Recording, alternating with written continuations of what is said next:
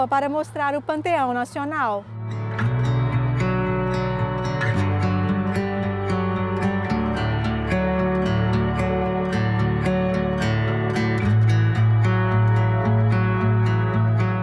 Situado na zona histórica de Santa Clara, o Panteão Nacional ocupa o edifício originalmente destinado à Igreja de Santa Engrácia.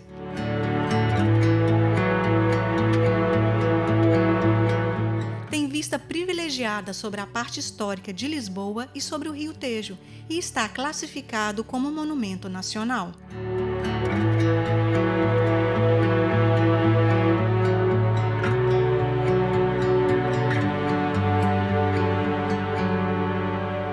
A fachada principal da igreja concilia de forma exemplar o barroco italiano com a prática arquitetônica mais notável e significativa de Portugal.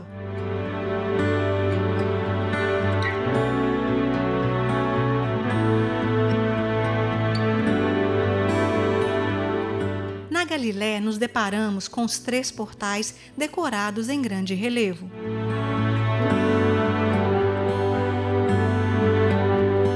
O escudo nacional, localizado em cima do portal central, transparece o explícito caráter nacional da igreja.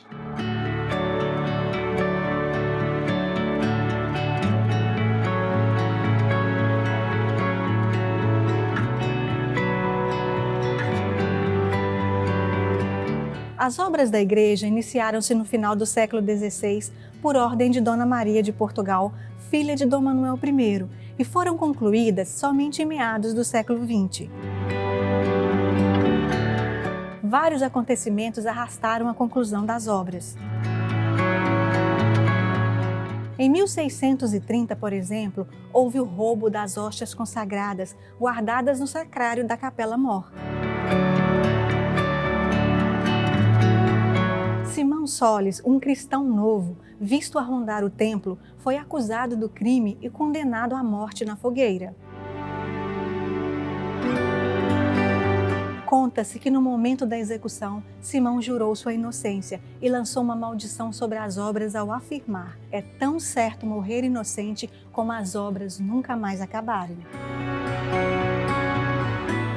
Após o episódio, foi criada a Irmandade dos Escravos do Santíssimo Sacramento, que contou com a filiação de 100 nobres fidalgos, empenhados na reparação da afronta cometida.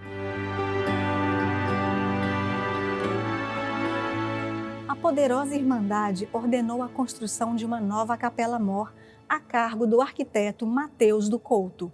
Iniciadas as obras em 1632, a capela ruiu subitamente, cerca de 50 anos depois.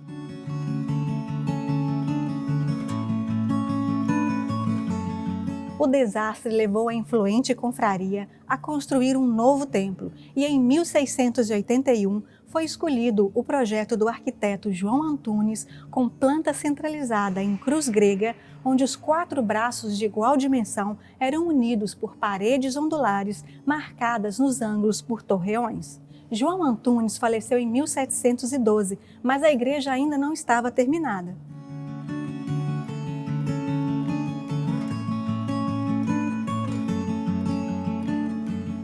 O prolongamento da conclusão das obras fez nascer entre os lisboetas a expressão popular Obras de Santa Engrácia, usada até os dias de hoje para designar toda e qualquer situação que apresenta demora na execução.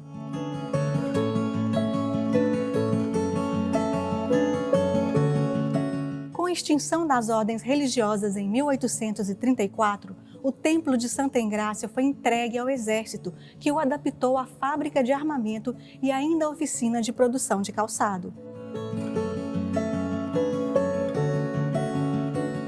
Apesar da ocupação militar, subsistia a ideia de reabilitar e concluir as obras do mais belo dos nossos monumentos do século XVII, como caracterizado por Ramalho Ortigão.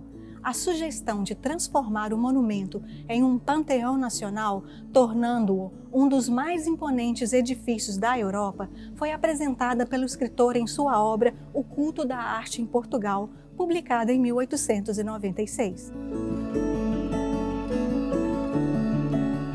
Por decreto de 16 de junho de 1910, a igreja foi classificada como monumento nacional, sendo a decisão de sua adaptação à Panteão Nacional tomada em abril de 1916.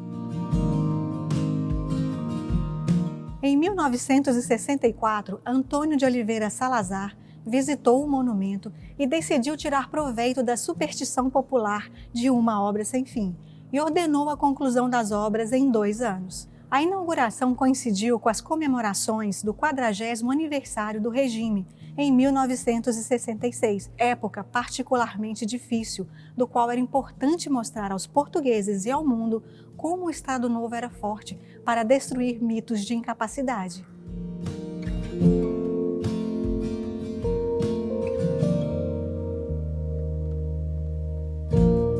O Panteão Nacional acolhe os túmulos de grandes vultos da história portuguesa. Na nave central estão os cenotáfios, que são memoriais evocativos de pessoas cujos restos mortais estão sepultados em outro local. Encontramos Camões e Vasco da Gama, sepultados no Mosteiro dos Jerônimos, em Lisboa. Pedro Álvares Cabral, sepultado na Igreja da Graça, em Santarém. Infante Dom Henrique, sepultado no Mosteiro da Batalha. Dom Nuno Álvares Pereira, sepultado na Igreja do Santo Condestável, em Lisboa. E Afonso de Albuquerque, sepultado na Igreja da Graça, em Lisboa. O Panteão Nacional possui 3 salas tumulares localizadas no piso térreo. Na sala 1 estão os restos mortais dos escritores Almeida Garré, Guerra Junqueiro, João de Deus e da fadista Amália Rodrigues. Na sala 2 encontram-se Marechal Humberto Delgado, Aquilino Ribeiro, a poeta Sofia de Melo Brainer Andressen e o jogador de futebol Eusébio da Silva Ferreira. E na sala 3, os presidentes da República, Teófilo Braga, Manuel de Arriaga, Doutor Sidônio Paz e Marechal Oscar Carmona. E terminamos por aqui a nossa visita ao Panteão Nacional, o monumento barroco mais imponente de Lisboa e que acolhe os restos mortais das grandes personalidades da história portuguesa.